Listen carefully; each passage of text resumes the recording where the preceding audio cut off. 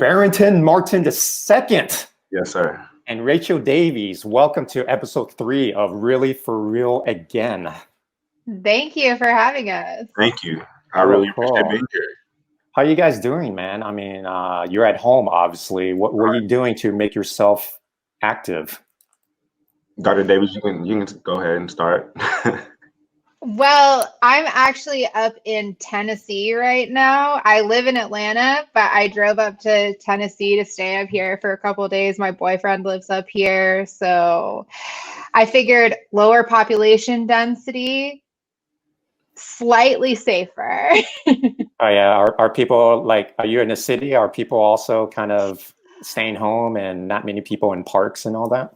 Technically, this is where I am is in Knoxville. And it is a city, but it's much smaller than Atlanta. So it feels more like a town. I mean, obviously I'm full social distancing, so I'm staying in the apartment except for to go out for walks where I stay at least 6 feet from people, preferably 10 feet. But sometimes I've been out for a couple of like hikes. Knoxville area has a lot of that outdoor hiking kind of stuff that you can do. And people are pretty good about staying a safe distance from each other. Cool, it's just like I know I live right in the middle of Atlanta in Old Fourth Ward.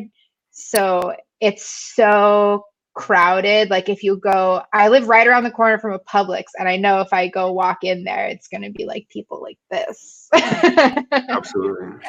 Barrington, now I look at your Instagram feeds. I know you're the type of guy that can't stay home. I mean, oh no, I can't stay home, but I have to. You go can, outside. But you got to go outside and take a jog around the track, don't you? Yeah, no, I jog around the neighborhood. Well, today I'm at my mother's house, and she stays on the east side of Atlanta, and like I have to see my parents.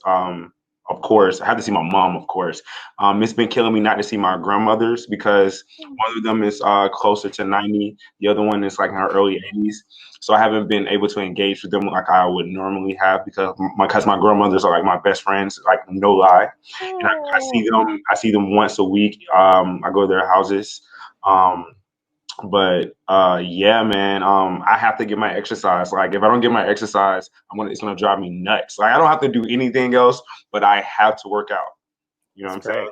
So yeah. You mentioned your grandmothers, which leads me to this question that has got me curious. On your website, you have a picture of you as a little kid. Yes. And there's only a caption that said West Side 93 at Grandma's. What's the story behind that? I mean, there wasn't many summary. My grandmother still lives in that same house to this day, and that's on the west side of Atlanta. That was probably the Grove Park area. That's like where I started my humble upbringings in that area. And if you look closely in the picture, you will see a house that's in the background. I actually lived in that house at that point in time. So I come from a close-knit family in which my community, like my legitimate community, literally like houses down, my like relatives live. So 2 doors down, if you look at my IG live from yesterday, I'm at like a yellow house. That's my grandmother, my dad's mom's house. The house you see in that picture is my mother's house. Wow. Yeah, and so like we play baseball in their front yard. Oh man, I like that. Football. I'm talking about like home run derbies, all types of things. I'm growing up in that neighborhood, and just in a couple of houses here or there in that same community are like blood related family members. I love that, like, because I'm the type of person where I'm like the exact opposite. Like my family, I grew up in Oregon. My family lives there, and Georgia is the 5th state I've lived in. I've always been the type of person who wanted to like go off on my own and do my own thing. Mm-hmm. But as I get older, I start to realize like the difference that it makes to have the ability to put down roots, like within a community that you've been building up over a long period of time. Whereas I kind of just start over every couple of years trying to find community. Yeah, I mean, I like the adventurous lifestyle of like chasing down career and whatever, going from place to place. But I do wonder what else I'm missing out on not having that. Like, it sounds so amazing to grow up near your grandparents. Even like, even my parents had moved from where their parents were from. So I didn't even grow up around my grandparents either. Okay. What about you, Victor? No, that's what I want to know. You know, my childhood was similar to Barrington's. I grew up in the suburbs of Los Angeles. Okay. And I was a kid that, I mean, I also had a Teenage Mutant Ninja Turtle shirt. You know, Barrington had that shirt in the picture. He did his research. Raphael's my favorite Ninja Turtle of all time, still that way. Oh yeah, yeah. So I played baseball in the neighborhood. We played it with a tennis ball because we didn't want to break any neighbors' windows. You know, we rode our bikes and we, you know, typically I'll have two suppers. I mean, I had a supper time at my friend's house and I had supper again at my own house because I was allowed to stay up, you know, till the late of the day. You know, as long as I did my homework, I can go out and play with my friends until nighttime. You know, that was the type of life that I had. So it was good times, man. I mean, we collected baseball cards, comic books, all that stuff. Yeah. So, I mean, it was great. So it was good times. So, Barrington, running for Congress, huh? Yes, sir. Yes, sir. That has been a long road that has finally, I guess, has come to a great checkpoint because Congress is Congress is a stop. That's not my ultimate goal, but it's a checkpoint, I would say. And yeah, just being in the legal field, I'm thinking that I was going to probably be a lawyer. Then I figured out I didn't want to be a lawyer anymore. So then I figured out I wanted to teach, and that's why I'm in grad school currently at Georgia State. But I took a break from grad school to run for Congress, of course. And once I figured out that I really didn't want to teach law, what's the next thing I could do in law that would make sense, and that's create the laws. And so here we are. You know? Yeah. Nice. So it just, you know, it makes it's a culmination of things and experiences. Good times, bad times have gotten me to this point, and this has been an amazing journey thus far. So you're working as a teacher now, right? Yeah. And do they have you on like full leave during they have the students out of school, right? Students out of school. They're getting their lessons through like specific apps or whatever, but of course, like I know my kids, they won't be doing anything. Yeah, so and like the state sent out a letter basically saying that all employees of the Cobb County schools were fine, so everything's okay. Yeah, but so is there any way for you to actually teach them remotely, or are they doing everything on these apps? Everything is like all the work is online. I mean, you can have like specific videos or whatever that you can possibly give to them, but outside of that, everything is online. How do you feel about that? I mean, obviously, it's good to have the time off to campaign, right? That's what I'm saying. It's bittersweet because I love doing this, so I'm totally fine. I do miss a couple of my students. Or I'm always reminded of like specific things, like this one kid of mine. I won't say his name in case he ever sees this, but what we called like all the teachers called him chair boy for like a couple of days because he got his head stuck like in the chair, like the sitting chair. That happens a lot. Yeah. Yeah, you know, just like it's a big thing about it, and then he finally figured out a way to take his hair out of the chair, and it was all good. But he was chair boy for a couple of days, and I laugh about that sometimes, just thinking about it. But outside of that, I mean, I think this all happens for a reason. Yeah, definitely. Rachel, can you go a little bit with what you do with your background? I mean, as long as I've known you, I still don't know exactly what you do. Yeah. I mean, it's very, very biomedical, very technical. So if you can explain what it is that you do. Yeah, I'm a pharmaceutical scientist, and I study addiction and psychoactive substances. So I recently finished my PhD in pharmaceutical science, concentration medicinal chemistry. Thank you. And so my technical title is actually postdoctoral fellow, but most people don't know what that is. So I just say I'm a scientist. I'm a researcher. But on the and I work at a university. So in academia, I'm like midway through the totem pole. Like the professor is above me. So I work for a professor on her research projects. I kind of didn't want to say the exact name. Okay. You don't have to. That's all we need to know. Yeah. Just because I don't want anything I say to reflect what their views are. Right.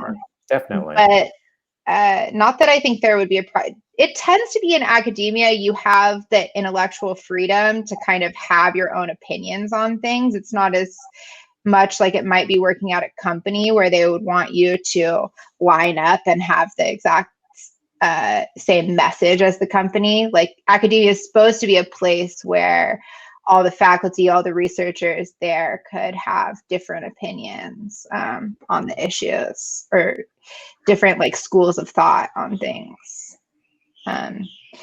But still just rather be careful. That's good. I don't have any kind of permanent position yet. So yeah, I as a postdoctoral fellow, it's meant to be a temporary position. So you do it for a few years, build up your research, and then move on to something else. But yeah, so right now I'm studying the effects of cocaine on adolescent development in the brain. And previously I've studied new psychoactive substances, like if you guys ever heard of bath salts. Yes.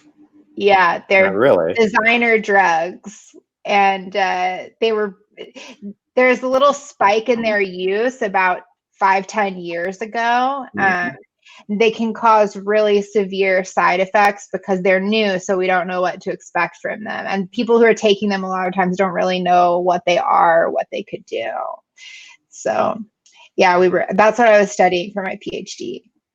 And yeah, so during my PhD, I did research. I also did teaching. I taught pharmacy school classes. So I was going to ask Barrington how he likes teaching, because I loved teaching. I love interacting with the students. But it can be it's a lot of work, and it can be really challenging when you feel like they don't really care. Staying up all night, pouring your heart into some lesson, and then they're just like, I want my A. How's it with you, Barrington, as a teacher? I guess I never really wanted to teach younger kids. Not that I don't like kids, but I didn't know I had this amount of patience. The amount of patience that I have, I never knew that I had this amount, because what I've learned in my short career of teaching is my pet peeve is just repeating myself. That's I don't care really about if you don't understand something I feel like you should understand or something like that. That's totally fine with me. I will go through hell with you in understanding simple concepts so you don't get it. But if I have to repeat myself, if I tell you to sit down one time and not even 30 seconds later, not even that things like that with children, oh my gosh, that must be really hard teaching special ed too, though, because then you're gonna have behavioral challenges and that's the thing. My kids don't even have learning disabilities. The reason they're and this is what I hate when it comes to Black kids or kids in low impoverished areas like that, because they get a label placed on them, and it's not because of their scholastic ability, it's because of their behavior. And 9 times out of 10, we see that the behavior is a result of something going on in the household that you as a teacher can't really do anything about. But yet kids are filtered through the system, they just place these labels on them. But yeah, like it's just because now the way the system is like made up, I feel like in schools, kids don't have anything to be afraid of anymore. They don't have to be disciplined anymore. And it's like they just do whatever they want to do. Yeah. I'm curious, do you see a lot, because I research stimulants, right? Like I said, Right. cocaine, bath salts, they're both stimulants. The most commonly taken stimulant, though, in the country is amphetamine and methylphenidate. You might know them as Adderall and Ritalin, right? Medications for ADHD. And I'm curious whether, especially like you're talking about, there's not a lot of like resources available to teachers for discipline, that the students with behavioral issues are getting labeled as ADHD and getting medicated, when maybe it's an issue that would actually be better addressed by addressing issues like poverty and things that are going on at home or in the culture or whatever it is, rather than a biochemical issue with the child's brain. Yeah, that's what I think. I think it is a lot of times. Like I had a kid, and he ended up like transferring to another school, but he was night and day from when he was like just him regularly, and then him on the medicine. I mean, he was like night and day. I mean, he was much easily like without a shadow of a doubt much more manageable, but you can just tell he wasn't himself. Like the side effects from the drug like will allow him to go throughout the day and not eat because he wasn't hungry. And so we would have to like make sure that he ate something at some point in time during the day. But that's what I'm saying originally, is that it's like nothing wrong with him. It's just that like he just like either lacks some discipline or has something going on at home, you know? Yeah. Or slowly, as you get to know the kid, you get to know his siblings, and you know sometimes, like I love talking to my students because outside of just being their educator, I'm another adult or another relationship they build outside of the home, you know. And so, in understanding that, I like having conversations with them to see how they feel, see what they're thinking, or just to know that I let them know that I care.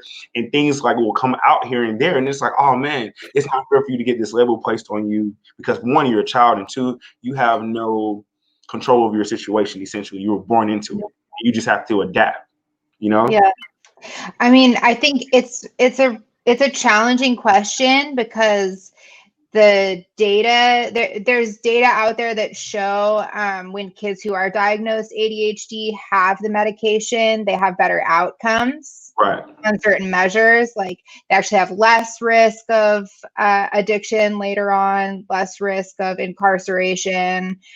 But I mean, I don't think we have quite the amount of data on all the populations who are getting the medication now, because the rates have really increased of prescriptions. Just in the last year in Georgia, prescriptions for stimulants went up 12%.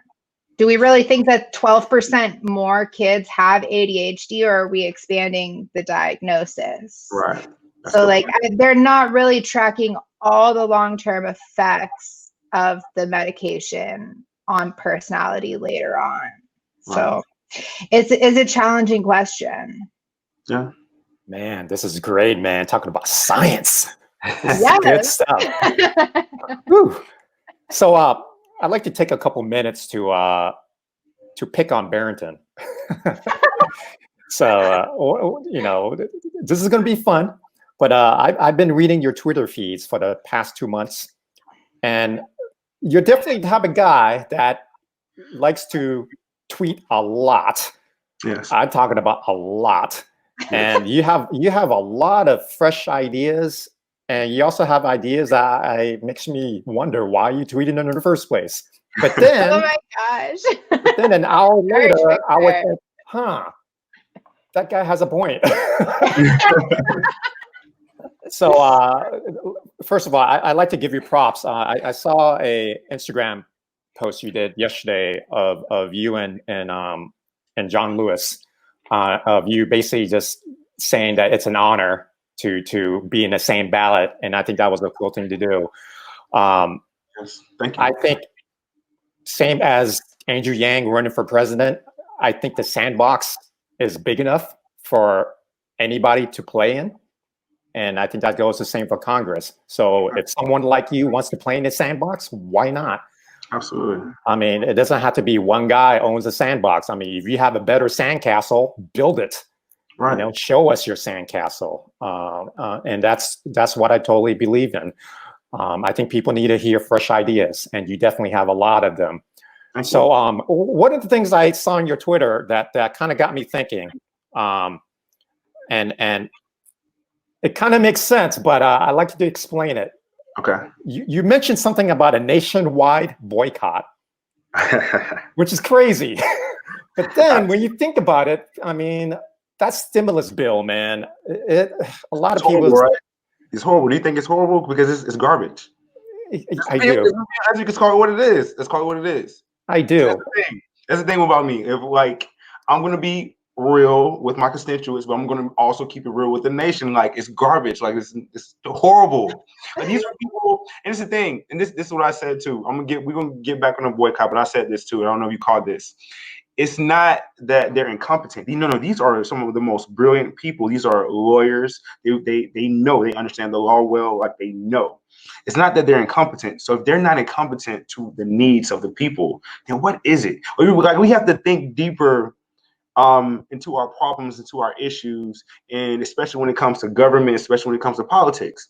Like it's so dismissive to say, "Oh man, Pelosi, she doesn't know what she's doing." No, she knows what she's doing.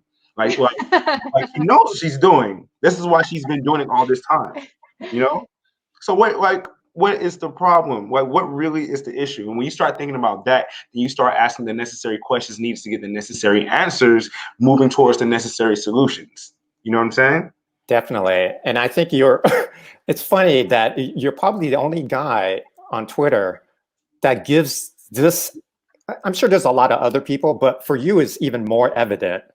You have this sense of urgency. It's like, what's taking you guys so long? I mean, people need money now. People need help now.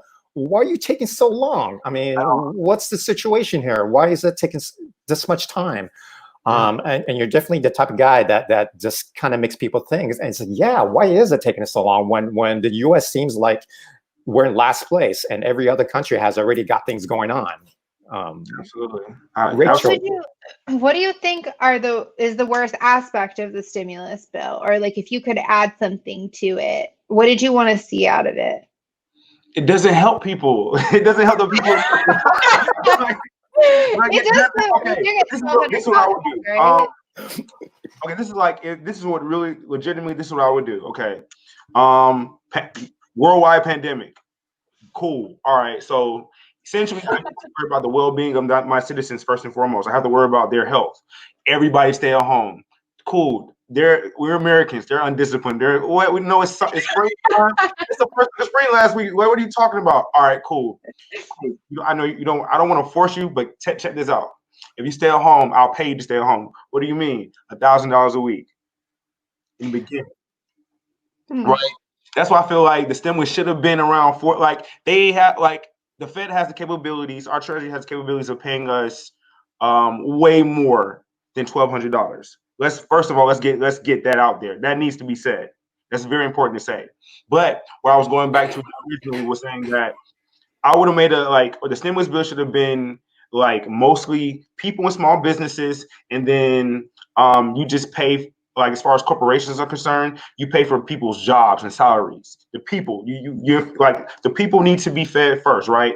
Then when I'm going to pay the citizens to stay inside their homes, or just the UBI for the citizens, the task of all Americans will be, please get our economy back right. I need you to spend money. It's common sense. Agreed. Yeah, I like the framing of paying people to stay at home. It's the same way I've heard UBI framed in the context of mass incarceration, paying people to stay out of jail. Right. Because you're aligning the incentives in the right direction, right? But so then would there be some kind of contingency on staying home? Like if you get caught going out, do you lose it? No, in that case, I would think just regular tickets, because my thing is you're gonna I understand the common sense notion of that I will not be able to make 100% of the people to do as they're supposed to do. You will never get 100% participation in America, because this is why America is America. We have the freedom to do what we want to do initially, you know. However, if I can get like a high 80s, low 90s, oh, coronavirus won't be an issue at all. And then on top of that, because I'm forcing you to stay at home, I have to assume responsibility and say, hey, you need money for your necessities. You need money, to pay your bills. But guess what? No, we're shutting the entire United States down. There's no need for bills. I'm suspending all payments, suspending everything else, because people have to be at home because it is a worldwide pandemic. Like, this is why I don't understand what our politicians care about the most. Like I'm a very straightforward person. If you tell me like your life is not really worth anything besides it's not worth the economy, they let me know that. You know, just be like frank with me, but they're not going to do that. So they're going to say, "Oh yeah, we need the economy to get back strong. So we need you guys to get out there and work." What about my health? Mm-hmm. Yeah, it is crazy to think about if we actually really all stayed home and really had no contact with anyone. If everybody did it, in 2 weeks the virus would be gone. well, that's what they said. I think it was I read it in a tweet. I don't know who tweeted that, but if everybody in the world stayed home for 14 days, they said that this will all be gone. Yes. 2 weeks is not that long. Yes. It's not really possible though, because we have to have people like distributing at least food and like making, like, we have to get the ventilator production back up and running. So we actually have to have people in all these factories working on pieces of the ventilators, right? Like, it's just, it seems like it could be simpler, but it's more complex. I mean, there's a lot of logistics, but is this, I don't know. We could do better. We definitely could do better. I agree. That's the thing. The reason I mentioned that is because I felt that if we were all on one accord as a people, it would give us leverage towards the government. And that's why I said that, because to be honest, when you look at the infection rates and seeing like how it's like increasing daily, next week is going to be even more than what it was this week, right? Right. That $100 that they want to give out, they're going to have to drop another stimulus bill. Like that's I know this is going to happen. That $1,200 is not going to be enough for people. So you mentioned there was another tweet before that, a couple of weeks before that. You said $5,000. Okay. It makes now, some people thought that was crazy. I did. But then I thought you made a point that actually makes a lot of sense. If you don't ask for something higher, if you don't ask for something more, then the government is going to assume the lowest. Absolutely. If you don't ask. So it made sense. Yeah. I mean, think about it, Victor. The government knows people need money. They know people need money, right? And it's so pompous to me. It's so disrespectful to me. It's saying that we're just going to give you $1,200 and you're going to accept it because we know you need something. You're going to take anything that we give from you. So what does that say? One, what's that say about what our expectations for our own government? And then two, what does it say about the way we allow our government to treat us? Essentially, because I'm under the doctrine that the government itself is supposed to be the enforced will of the collective, of the people. You know, it's supposed to be the governing body, but the representative body of the people as a whole. And when you look at how our government moves, you look at stimulus bills like this, you see that the things contained within the bill aren't for 90% of the people that live here. Who are they for? It's like it's really ridiculous, like the way things are and how much things can be prevented in our nation, but it's like our government chooses not to do those things or provide the solutions for everyone. Yeah, it's interesting to look around the world and see what other options are on the table, what other countries are doing. I have one friend who, his wife is Icelandic. They just got married. She was doing her master's here at NYU. But New York is crazy. So they put all the classes online and they went to Iceland. They were planning on moving there anyways. So he is American. She's an Icelandic citizen. He's going to apply for Icelandic citizenship, but right now he's just American, right? Okay. And he was in the field of like doing like outdoor adventure leadership, like doing a lot of activities for kids, taking them on adventures. And he filed for unemployment with the, like so many people are doing, right? Right. And he's going to get $600 a month for unemployment. But she, because she's an Icelandic citizen, we might have to fact check this to make sure I'm getting the right numbers here, but I think that he told me that their government had passed a form of UBI for the duration of the pandemic, at least. Everyone's getting $1,800 a month. Wow. So they're Canada's giving two grand. Canada's getting $2,000. Yeah. So it's like, it's funny though, because they're living together in Iceland. He's going to be getting $600 a month. She's going to be getting $1,800 a month. Right. And it was something. It's some European country where the I forget the president. I want to say it's France's president. I can't remember, but he suspended like a moratorium on all rents, utilities, and things like that nature. That makes sense. When your government tells you, no, you need to go to work. Why can I not work? I have the right to work. Well, it's a sickness going around. We don't want you to get it. Okay, how am I going to get paid? We're going to pay you. It becomes a government responsibility. Yeah. Our government is like, but those corporations though, we got to make sure we get their money. Yeah.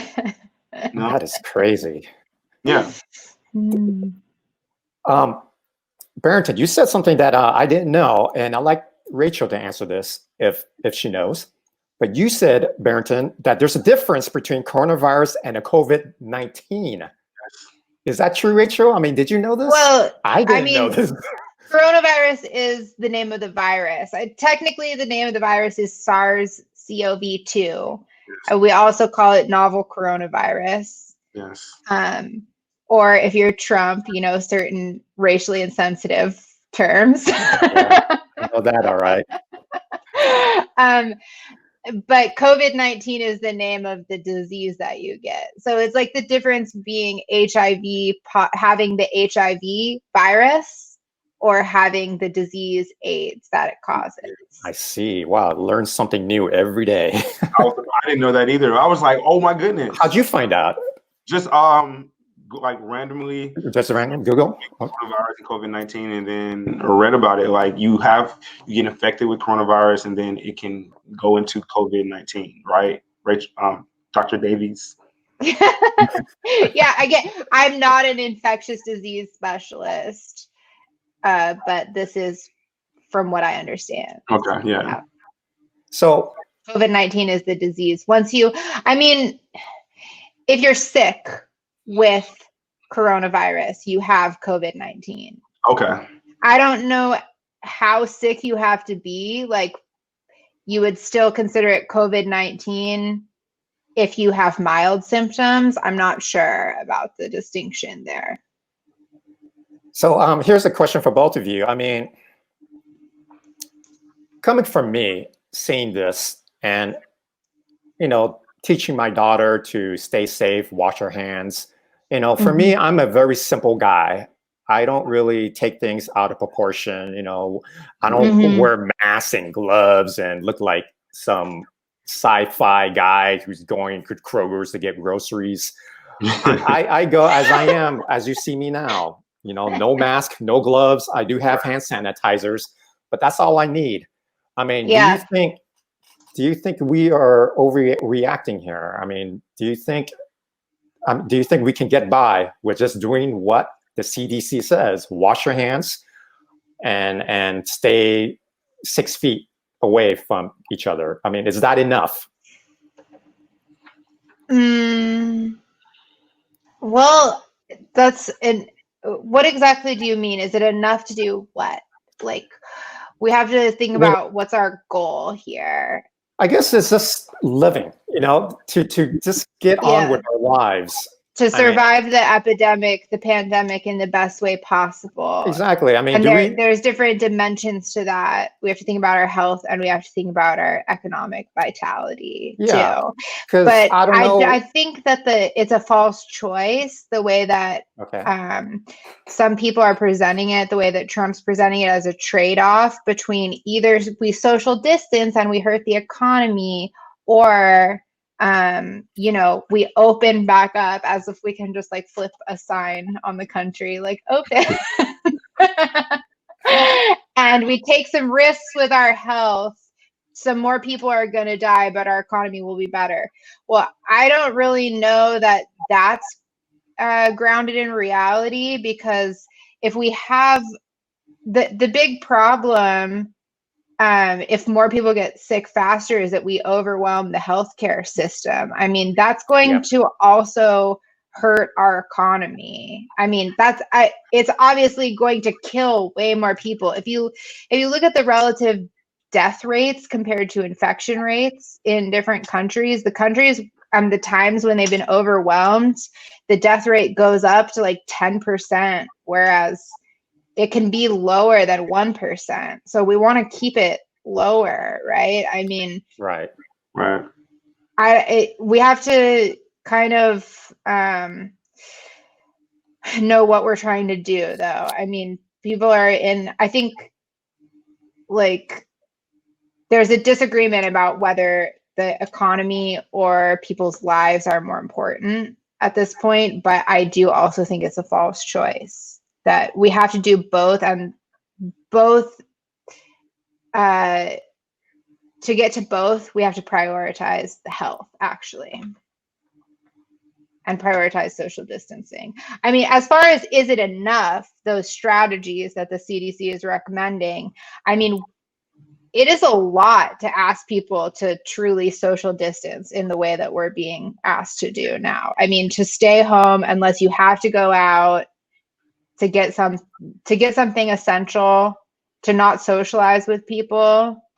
That's a lot to ask people. And I mean, it is the most effective thing that we can do. It would be great, I think, if we could get to a point where we had the testing capability and just the capability of the healthcare system and the tracking and everything like that to live more normal lives, where like South Korea doesn't have to practice the same level of social distancing that we do, so that they don't have to make quite the same level of economic sacrifices. But they got ahead of this thing earlier than we did. They started testing people way more and doing contact tracing way more than we did back when. Now we're too far past that point. Even if we had more tests, it's just beyond the capability of our system to be able to track all the cases. So do you think if we were to have the resources that South Korea had, like let's say we have it tomorrow, I mean, would that be too late? It's too late. From what I've read, it's too late at this point.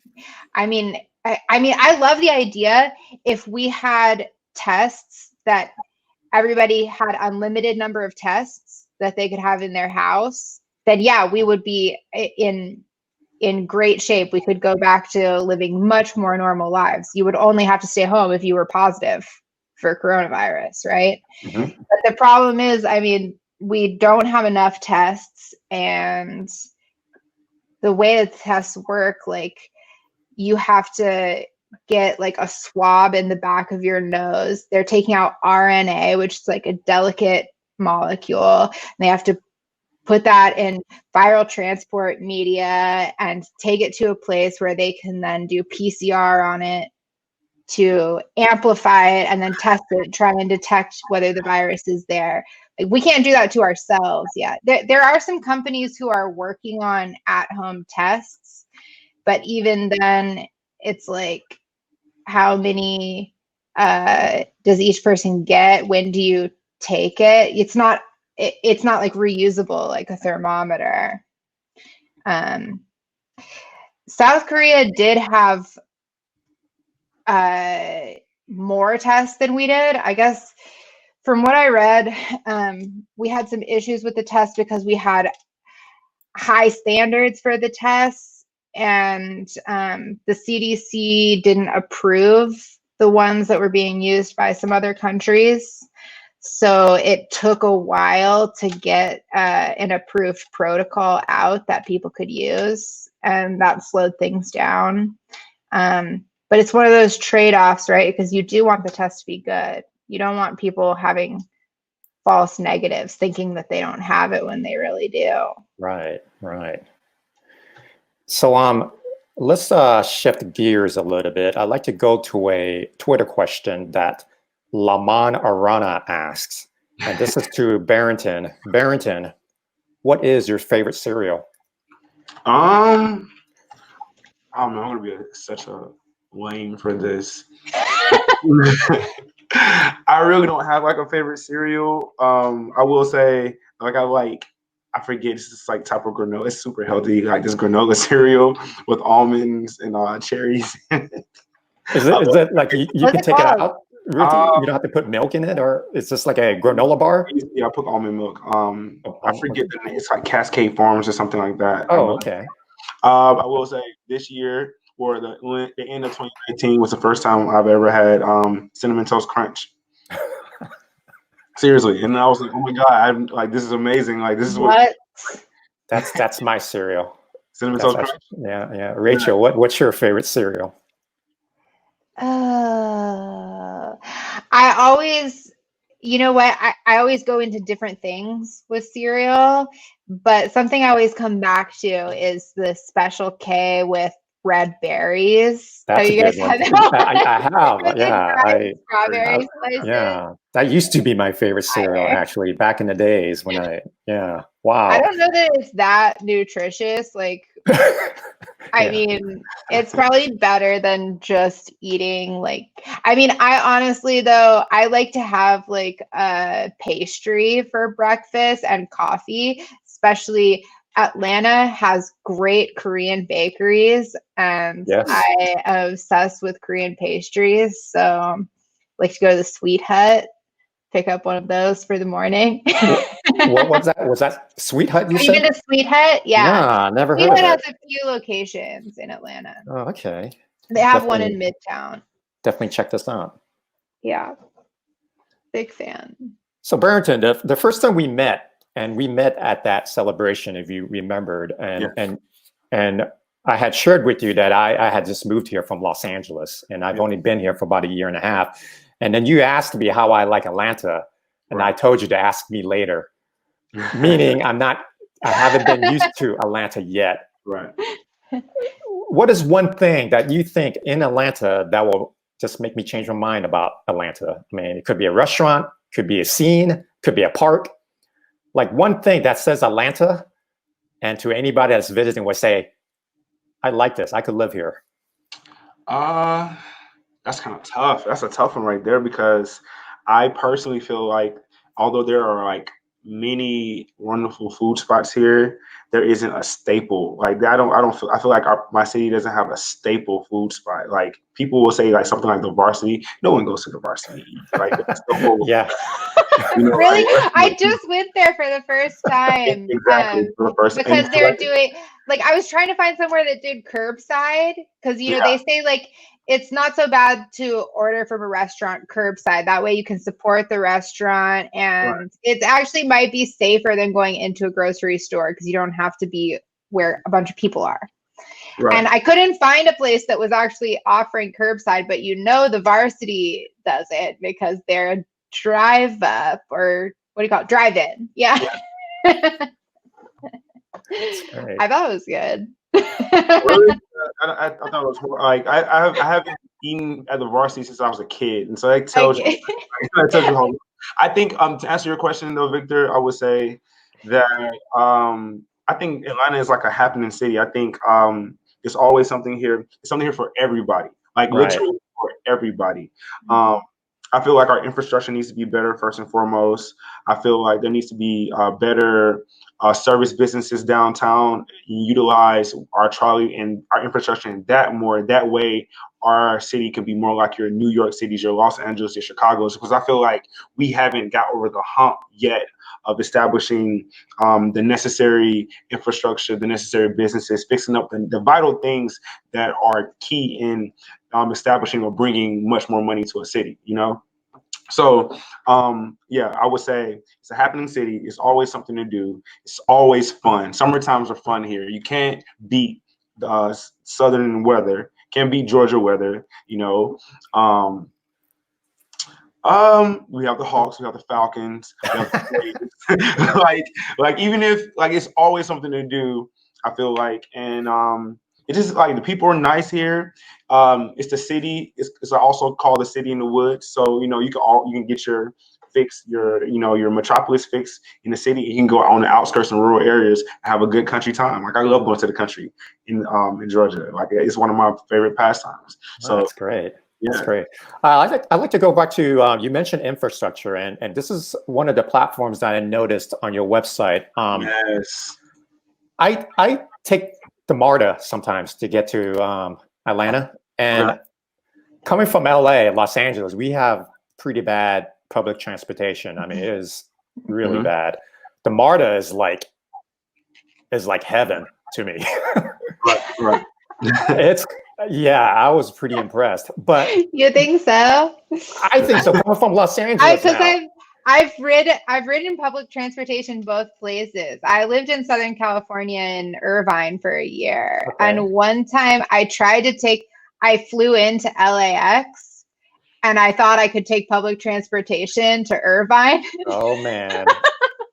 That's a different story in itself. Not the whole podcast took me like right there. 5 hours, like yeah, 3 definitely. transfers. That's crazy. But Barrington, you seem to have MARTA's not great either, honestly. And that goes back to Barrington. I mean, what are your ideas to make it better, to improve, to improve it? I feel like the rail system needs to be more modernized. I feel like that first and foremost comes to mind because as efficient as it can be, it's not as efficient as it should be. I feel like MARTA should be extended possibly to other regions around Georgia. I feel like the reason they're not doing that is, in my opinion, is a crime issue. And it's an access issue, which is kind of classist in a sense. But I feel that it's public transportation, so it's for the public. Now, if you have an issue with crime, then you need to address the police and possibly do whatever you have to do in regards to that. But as far as making the infrastructure better, I mean, we're a place that had the Olympics in '96. When you think about any major changes that has occurred in the city since then, the only thing you can think about is or are the stadiums, the new Ben Stadium that we built, or other new arenas that we built. Outside of that, like nothing has been progressively better when it comes to specific infrastructure. I mean, we have, like I said, we have the trolley system. I feel that like no one really uses the trolley system. Like it's just like a trinket on the city. However, I feel that if you were There's a trolley system. Yeah, downtown. See, like that's what I'm saying, right? So you like a buck. It takes you between Auburn, Edgewood, like it takes you like downtown where Georgia State is, where the Equitable Building is, right? But I feel like, let's say if you were to have a lot of bars, restaurants, 24/7 businesses where drinking will be encouraged, things like that. Not only will you decrease the driving traffic downtown, but you will also have better use of the trolley. That way, like you can build like a big parking deck somewhere outside of downtown. People can drive to that parking deck, ride the MARTA to like into the city, and then do whatever they need to do, and then either ride MARTA back to their cars. You know what I'm saying? Things like that. There's so many things I feel like Atlanta could have to rectify the problems that we have, but for whatever reason, again, leadership doesn't make the necessary decisions. Yeah, Barrington, do you know, one question I had when I first moved to Atlanta, I was riding MARTA because the last place I lived, I didn't have a car, but I found the MARTA really unreliable. Like the bus is like the train is nice, but it doesn't go everywhere. Like the routes are really limited. And the bus, it's like, is it ever going to get here? I have no idea. Like what I would check the MARTA app and I'd see, because you can see where the bus is. It would be like off the route, like driving somewhere else, and like 48 minutes late. I'm like, seriously. What? But okay, do you know? I was like, why don't they have the train going to Emory? Emory is the city's largest employer. I don't understand that. Like, I wish I could tell Good you. point. There's so many places the train should go. Like, how? Yeah. This is my thing. This is my thing, right? This is like I don't get leadership, and this is why. And we may talk about this. I don't know if we're going to talk about this. We'll have a big problem with a lot of leadership being 2 times my age because they're not. Okay. All right. Atlanta houses the Hartsfield Jackson International Airport, the most busiest airport in the world. I agree. Really? Yes. Wow. One of them. I mean. Well, let's say America. Let's say America. Okay. Yeah. America. It's the most busiest airport in America, right? How is it that the city that houses the most busiest airport in America does not possess the infrastructure to match that like huge moneymaker that it brings to the city itself? As far as being an airport, as far as being a landmark in the city. MARTA, there's no reason MARTA shouldn't be top of the line, if not the best public transportation system in the United States. There's no reason for that. Like you have people who get off planes and go straight to MARTA. That's all about, in my opinion, that's all about the Atlanta experience. That matters, So I don't know. Yeah. Wow, that's great. I mean, I heard people were saying that it's like they wanted to build MARTA going out to the Emory area, CDC, everything like that. But the people who lived in that area said they didn't want people from the city coming out there. Exactly. That's what I'm saying.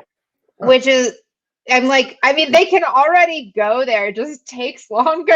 What does it even mean, people from the city? Anyways, we know what they mean. We know exactly what they mean.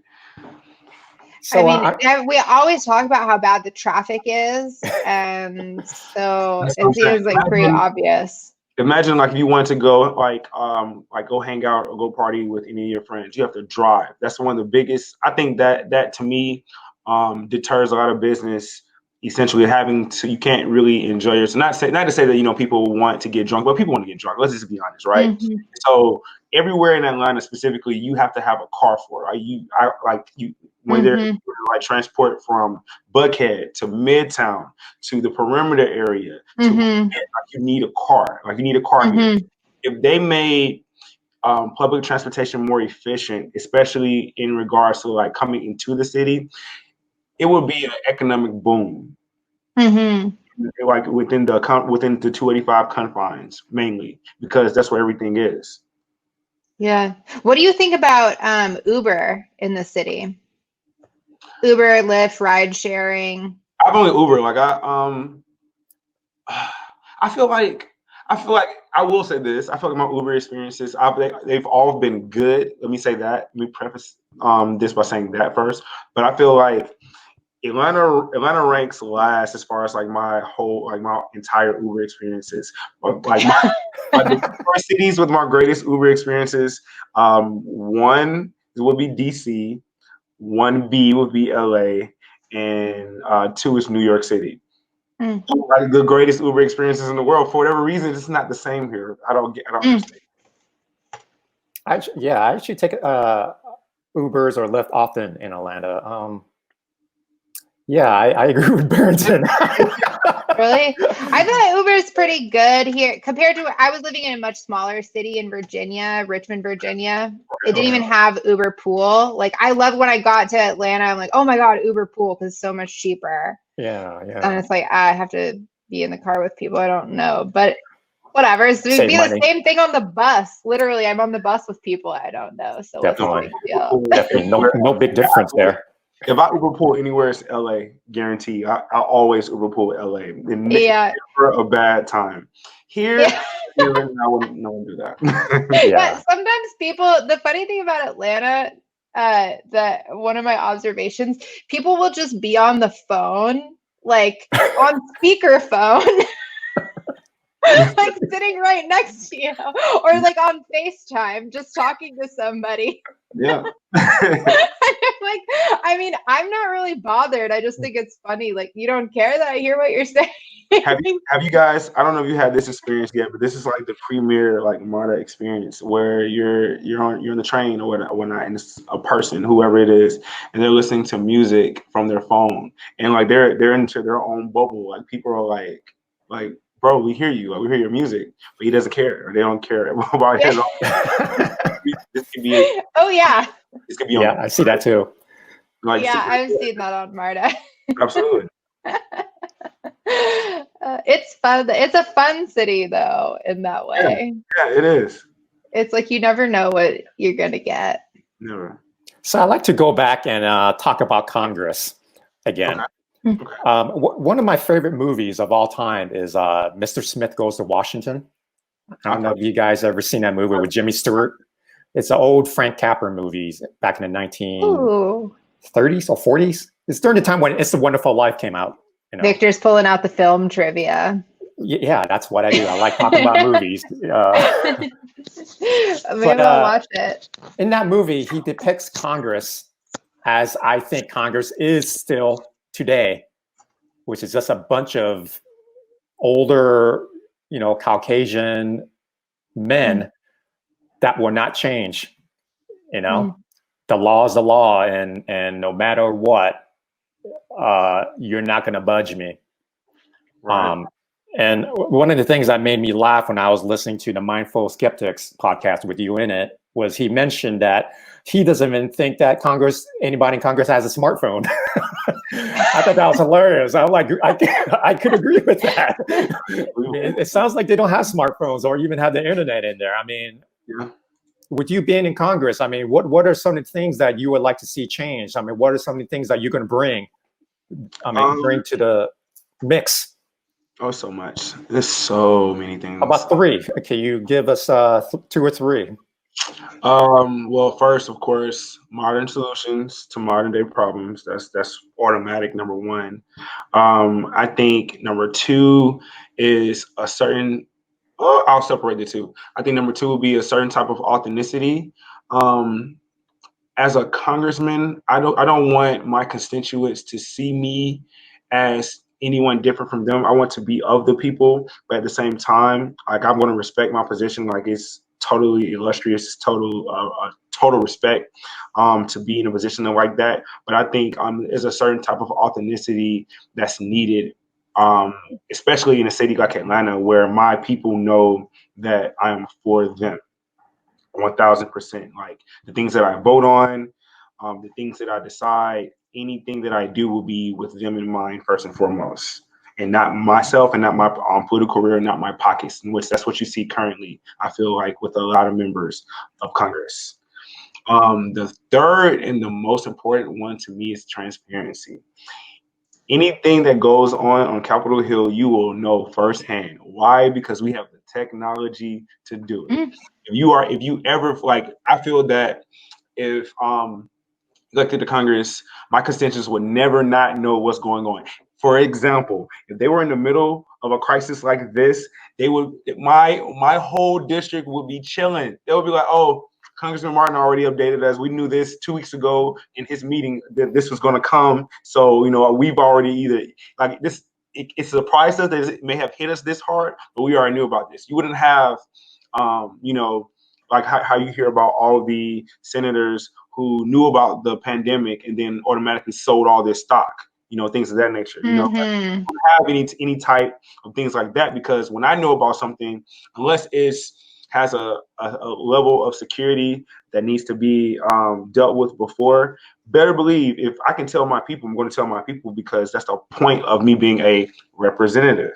I'm a representative of an entire community, of a smaller nation within a nation, if you want to look at it like that. And so those are the 3 things I feel like I'll bring. And I feel like in bringing those three, I'm already doing so much, or just repairing, I feel like, the democracy that Congress is supposed to have towards American citizens.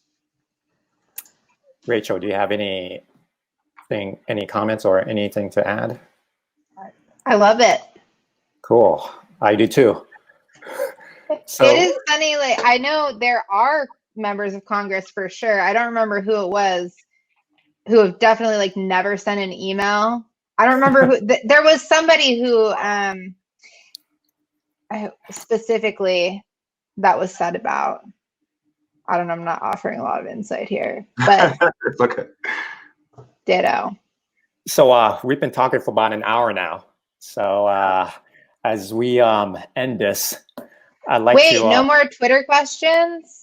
There are some others, more? but Lamont Arana asked a couple. I did the research on this one. You did? You want me to ask the other ones she asked? Okay, sure. I'll ask them. So definitely. So there's one that she asked where she mentioned masks. Yeah. Do homemade masks, I mean, do those help? Do they take out? I think I know the answer to this question, but I like for the listeners who want to know the question to this answer. Do they help keep out the contaminants? Or is it just what it is, a mask that doesn't really help? I thought this was actually a really interesting question, because I see a lot of people on Twitter these days arguing about the mask question. People are really confused because we were advised, don't wear masks. They don't work. But then at the same time, we were told we need to save the masks for the healthcare workers. So people are like, which is it?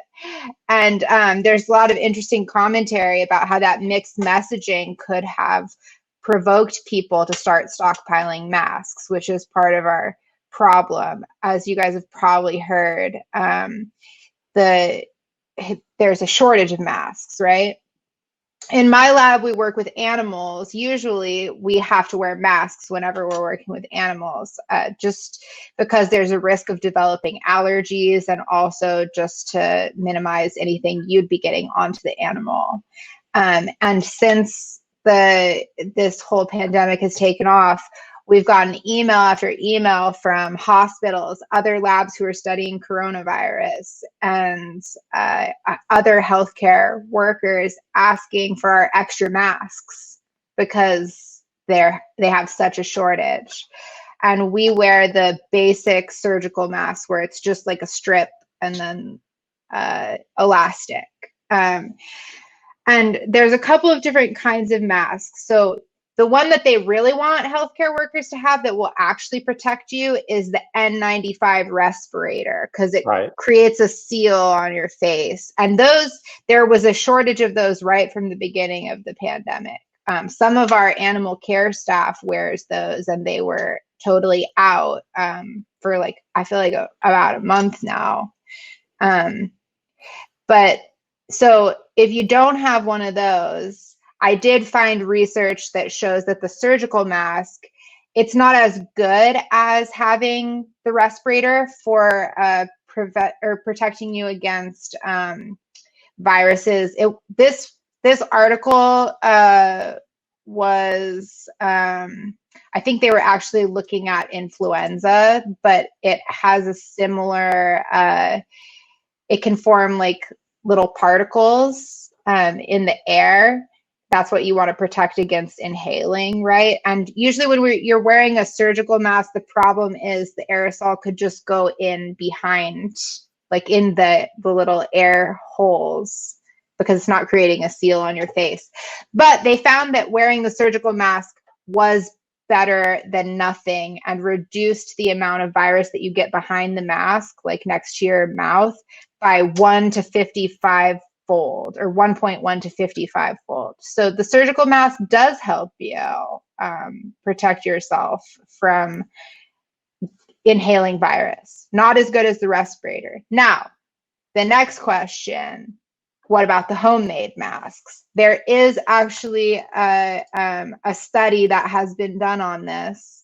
They found that the homemade mask does offer some protection, but the surgical mask was 3 times better. So this in this study, they tried looking at different materials, I think mainly cotton t-shirts. And it was published in Disaster Medicine and Public Health Preparedness. Oh, in 2013. The first author's last name was also Davies, but it was not me. Oh, I was going to say.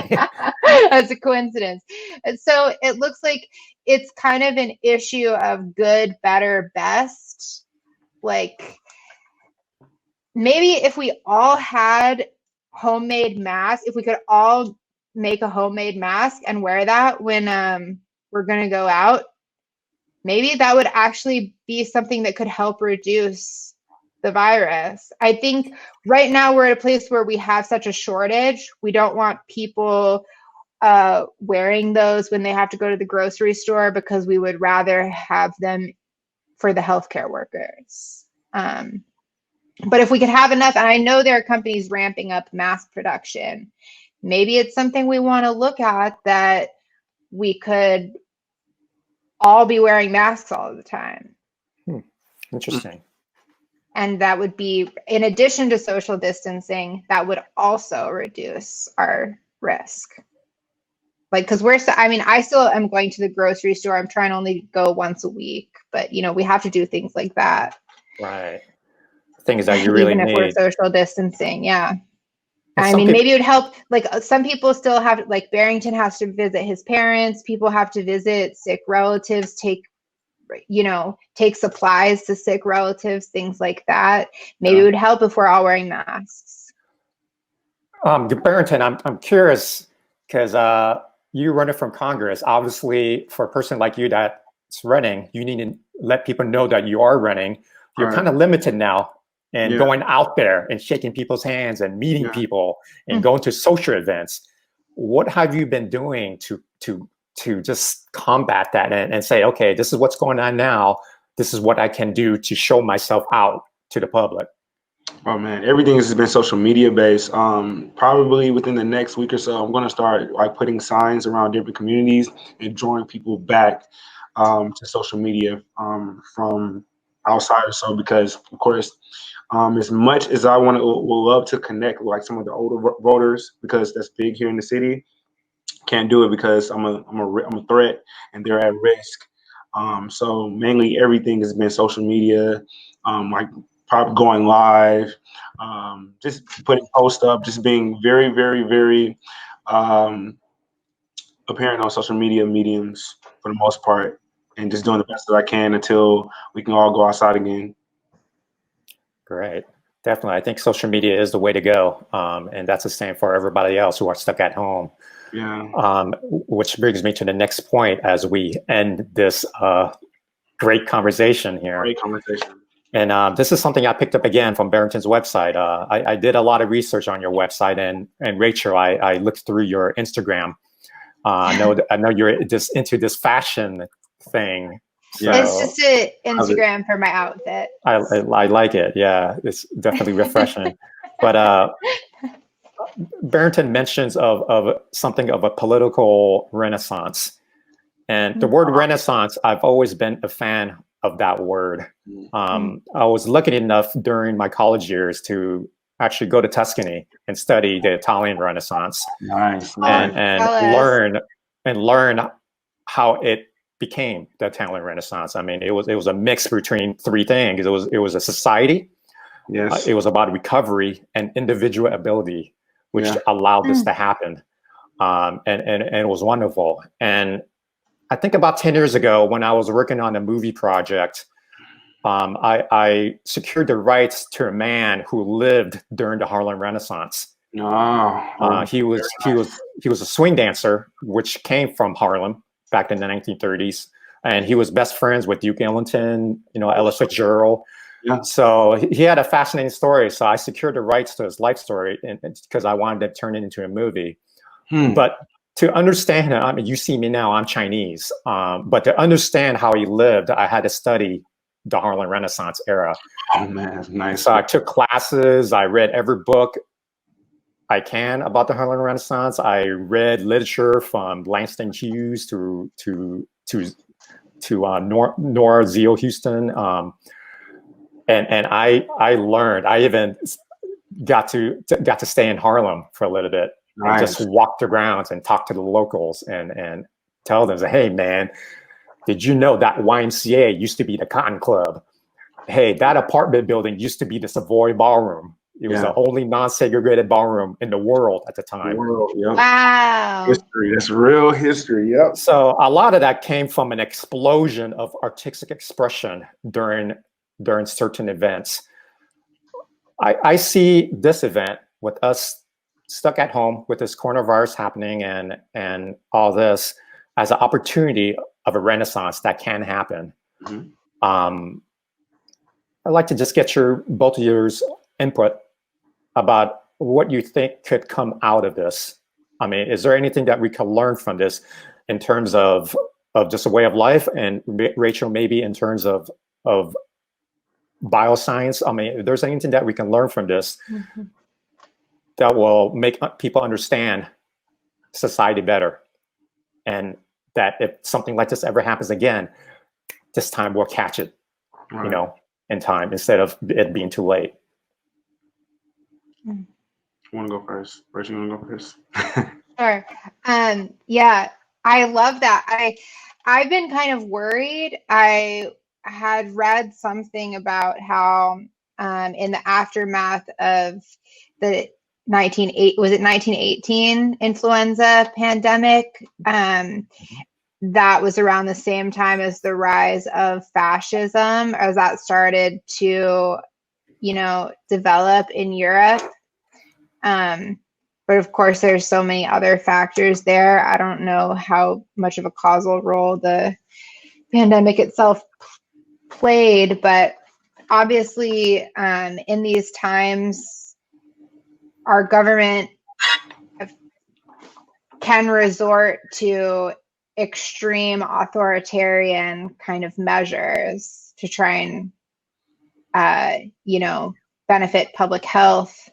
But who knows what the trade-off of that will be. I also worry with the Trump feeling so vulnerable because he lost his stock market gains and everything that he bragged about, the low unemployment number, it's all gone. Everything is lower now, or worse now than it was before he came into office. So he's got nothing left. That was his big mountain to stand on. He pivoted to the one thing that he can depend on, and that's stoking just racial issues, stoking problems with race relations by trying to get us to argue over the term Chinese virus. And I worry that it'll actually work because people just, it's like he says things that make people like me upset because I don't like him calling it the Chinese virus, and I don't like seeing hate crimes against Asian Americans increase.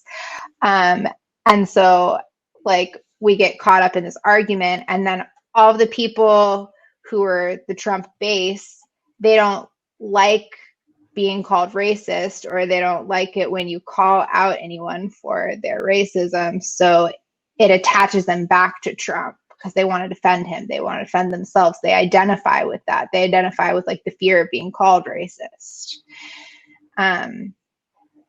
So I worry about stuff like that, but I like the idea of a potential for learning from this, for Renaissance rebirth. Maybe this pandemic, we can learn from it and start putting in some of the new solutions that are on the table, start implementing those. At least we finally started talking about universal basic income seriously once this started. And there's a wave of new politicians like Barrington, or new candidates like Barrington, who are fighting for universal basic income. and for new solutions. Obviously, we have to start thinking more long term. I think that's one of the biggest problems with our economy, with drug development in the pharmaceutical industry, as we don't have the incentives right to think long term. And I really want to see us focus more on it's interesting how the pandemic kind of forces us to reckon with the fact that humans are more important than short-term gains in the stock market. Like, when it all comes down to it, we naturally do want to stop each other from dying. That's why we're all doing this. That's why we're all social distancing. We do care more about each other than we care about our stock portfolios. So let's make our policies and our economy reflect that. And then just on the as far as some other things, obviously we need to think about how to prevent the next kind of pandemic. Zoonotic disease, basically like diseases transferring from animals to humans. That's a huge source of pathogens. Like, a lot of the diseases that we can get have some level of transmission from animals. We need to reduce our like human to bat interactions, basically, or interaction between species who would not normally be together. So we need stricter standards worldwide for handling wildlife, and making sure that and also for conservation, like the bats and the wild animals that were possible vectors for this virus. They need to have a safe habitat, because the stress caused by deforestation, habitat loss, can cause them to shed the virus more. So that's one of the things we need to think about. And we really, one of the issues with drug development is it's so expensive for companies to produce new drugs. It costs like $2.6 billion, 10 years to develop a new drug. Something like 12% of them actually get approved. So companies don't really have the incentive to try and come up with treatments for like an infectious disease where you'd only have to take the drug once. One of the things we're really lacking is new antibiotics. We might have a antibiotic resistant bacteria coming. So it's just another thing where we have to figure out how to get our economy and our policies to reflect those long-term human-centered interests. But I've talked enough. Barrington. Oh man, let me see where I want to go, because it's so many ways to look at this. I feel I believe it is a renaissance, but it's more so aligned in the same thought of another enlightenment, I would say, or some type of reformation, I would want to say. And this is mainly because I feel like this was needed. I think this is, in my philosophy, a certain reset button Americans can have. And what I mean by a reset button is that you finally have a time or a chance to actually get your house in order, get yourself in order, just get everything in order as far as how you want to live your life and what do you want the future to hold. Because now to me, it seems that this entire year, I would say, as well as this this particular election cycle, we're at a fork in the road almost. And it's like we can either go right towards a future that's beneficial towards everyone, living in harmony amongst each other, sharing or providing a sense of equity that we can provide because of the abundance that we have, or we're going to continue down this path towards destruction that has allowed so many people become indoctrinated, so many people to be disproportionate as far as wealth, as far as equality, as far as equity. We have like that choice to make this year, and I just feel like with all of these things happening, with this virus occurring, it's allowing people to see the government in a truer light. It's allowing people to understand finances and economics better. When you see the Federal Reserve print out $1.5 trillion for the economy, and then after that, because the economy didn't stabilize, they said that daily they're going to give the economy $1 trillion. And when you see that how money could just be like that, you starting to realize, like, well, wow, as a person, I matter. Like, if I don't go out to work, I am a direct effect to this economy. So I feel like essentially, if we are able to get on one accord, this is why I have this hat on today, Make America Love Again. We can understand that it takes each and every one of us to be on one accord, to care about one another. We can actually like inflict a positive change into this nation if we just have each other's backs. Because now we see as clear as day, especially due to the stimulus bill, that our politicians, our lawmakers feel that our lives are worth $1,200, even though that is like minimum wage. That's a harsh way to put it. Do people not understand? I don't think people understand. That number is like minimum wage. That's what a person who would make minimum wage tax-free would get at the end of the month. So you mean to tell me, as a federal lawmaker and a politician, that out of all this money that you can cut corporations, entities, that you only can give a real flesh and blood breathing human being $1,200, when you know how inflation is, when you know how the economy is, when you know the standard of living all over America? Come on, guys. So that's what I'm saying. It's a political renaissance. It's a reformation. It's I would say it could be the third enlightenment for people to really understand, one, why our founding fathers put the Constitution the way they did. It's a living document, and our liberties are being encroached upon. And they knew governments could do this because governments had the powers and the abilities to do this. And that's what we're seeing right now, as far as our government being in cahoots with corporations, leaving regular everyday citizens out to dry for the sake of a stabilized economy, or basically money in general. So we have a chance. We have a chance of a lifetime this year. I hope we get it. I hope we get it right. I hope we get it together. I believe with a lot of more candidates like myself, we can get it right. But we just have to do our due diligence as people and be accountable for the decisions that we make, especially in regards to politics and government from here on out.